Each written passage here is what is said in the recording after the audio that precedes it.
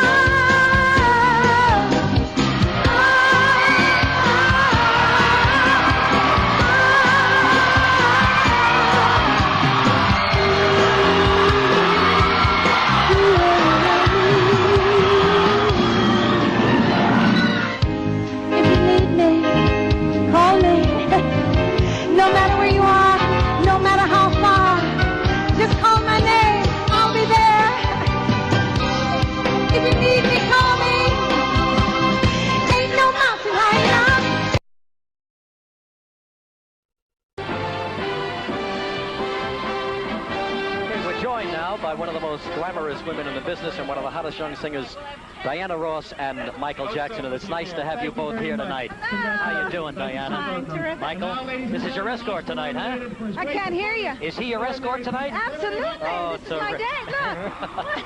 Look. Are you presenting tonight? I think you are. Yes, Best Supporting Actress. Very good. Yes, and it's an exciting one because they're all, this year, the actresses have never been nominated before. I can hardly hear. I think it's one of the toughest competitions of the night. Yes, I think so. Really how do you decide what supporting actress is? Yes. I really don't know. Tell us about your dress. Thank you. It's a Galanos. Oh, really? Looks beautiful. Thank you very much. Thank you, Michael, for coming by. Good luck, Diana. Diana Ross and Michael Jackson. Diana will be a presenter tonight, Best Supporting Actress.